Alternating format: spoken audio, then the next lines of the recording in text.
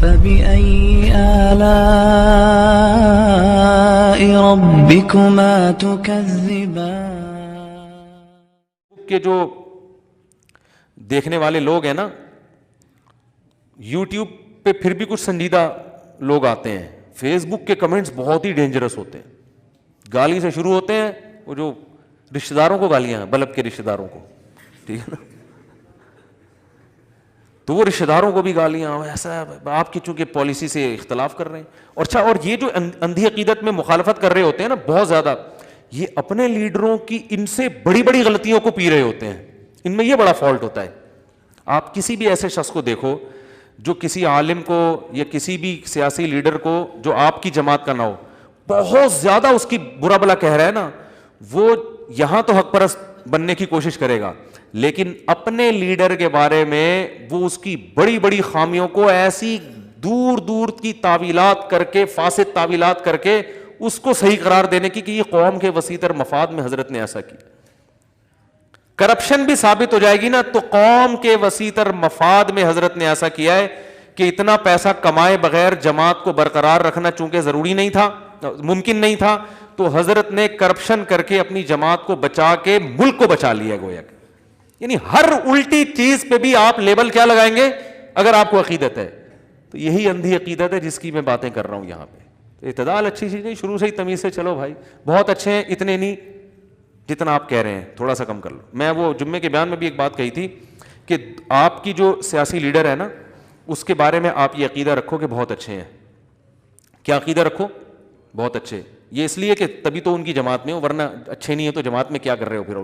تو آپ یہ عقیدہ رکھو بہت اچھے ہیں, اتنے نہیں جتنے ہمارے کارکن سمجھ رہے ہیں, اس سے تھوڑا سا کم. آئی بس یہ بول دیا کرو زبان سے, ہم جس سیاسی جماعت کو فالو کر رہے ہیں ہمارے لیڈر بہت اچھے ہیں, اتنے بھی نہیں جتنا ہم سمجھ رہے ہیں. اور آپ کے مخالف پارٹی کا جو لیڈر ہے اس کو بولو یہ صحیح آدمی نہیں ہے, اگر ہوتا تو ہم اس میں ہوتے ہیں نا پھر, لیکن اتنا برا نہیں ہے جتنا ہم بولو سمجھ رہے ہیں. اتنا بھی کر لو گے تو شاید قیامت کے دن بخشش ہو جائے گی. جیسے معین اختر نے کہا تھا کہ میں عربی ڈرامے دیکھتا ہوں, شاید بخشش ہو جائے قیامت میں. اللہ کہے گا تو انگلش بھی دیکھ سکتا تھا, تو ہندی ڈرامے بھی دیکھ سکتا تھا جہاں اتنی بے حیائی تھی, اور عربی ڈراموں میں بھی سنا ہے بڑی بے حیائی ہوتی ہے, لیکن چلو عربی سے محبت کی وجہ سے دیکھ رہا ہے.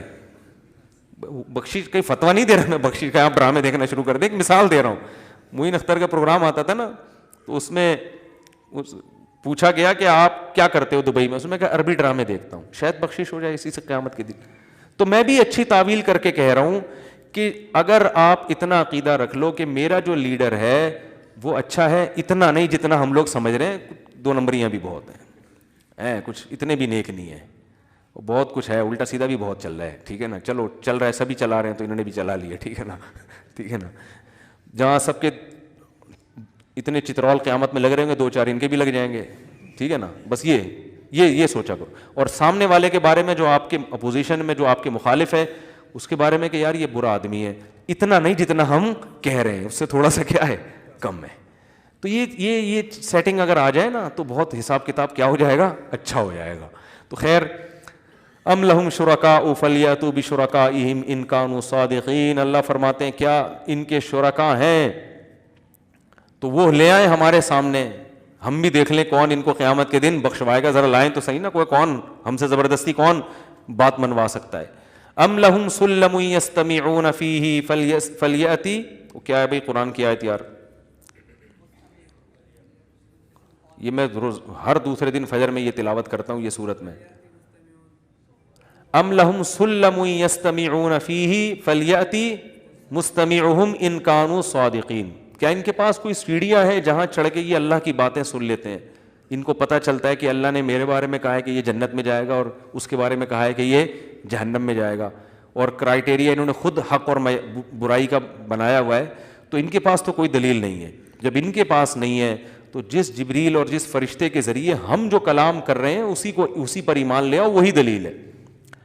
تو آگے جو آیت ہے, نئی آیت شروع ہو رہی ہے, بس میں اس کو شروع کر دیتا ہوں تاکہ اگلے ہفتے ہمارا بیان اگلی آیت سے چلے آگے, ورنہ پھر یہ 6 مہینے یہی آیت چلتی رہے گی, یہی چلتی رہے گی. تو آگے اللہ تعالیٰ کا ارشاد ہے کہ یوم یکشف عن ساق ویدعون الی السجود فلا یستطیعون. میں نے بتایا کئی قسم کے کافروں کا ذکر ہوا پچھلی آیتوں میں. کچھ ایسے جو کہتے تھے اللہ ہی نہیں ہے, کچھ ایسے جو کہتے ہیں اللہ ہے مگر قیامت نہیں ہے, مر کے مٹی ہو کے ختم ہو جاتے ہیں, اور کچھ ایسے جو قیامت کو مانتے تھے مگر کہتے تھے ہم جیسے یہاں اچھے ہیں تو وہاں بھی کیا ہیں, اچھا ہی ہوں گے, ہم جنت میں ہی جائیں گے, اپنی طرف سے فیصلے کیے ہوئے تھے انہوں نے. تو اللہ نے فرمایا کہ ان کا قیامت کے دن حال یہ ہوگا, کیونکہ ان میں سے بہت سے منکر ہیں, بہت سے ہماری دلیل کو دلیل نہیں مانتے. تو فرمایا کہ کل قرب قیامت میں جب اللہ یکشف عن ساق اپنی پنڈلی کو ظاہر کرے گا, یہ کیا ہے, ایسی آیتیں متشابہات میں کہلاتی ہیں. تو اس کا جو اسلاف کا عقیدہ اس بارے میں کہ اللہ نے پنڈلی کا لفظ استعمال کیا, اس کی کیفیت کیا ہے یہ اللہ ہی جانتا ہے, ہمیں اس کی بحث میں پڑھنے کی اجازت بولو بھائی نہیں. اللہ اپنی ایک صفت کی تجلی ظاہر کرے گا, اللہ اپنی زیارت کروائے گا, اپنا دیدار کروائے گا. تو قرآن میں اللہ تعالیٰ فرماتے ہیں یوم یکشف عن ساق ویدعون الی السجود, ان کو پھر سجدے کے لیے بلایا جائے گا.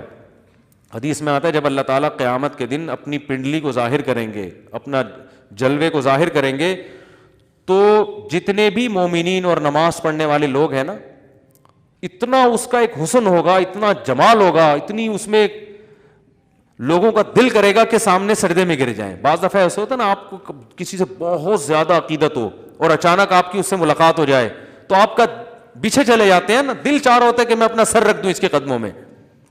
تو ظاہر ہے اللہ کی زیارت وہ کیا چیز ہوگی, اس سے تو یعنی اس کا تو تصور ممکن نہیں ہے نا. موسیٰ علیہ السلام نے کہا تھا نا اللہ میں تجھے دیکھنا چاہتا ہوں, تو پہاڑ پہ ذرا سی تجلی تھی اور موسیٰ علیہ السلام جیسے مضبوط دل بے ہوش ہو گئے تھے. یعنی اللہ کے جمال کو برداشت نہیں کیا جا سکتا.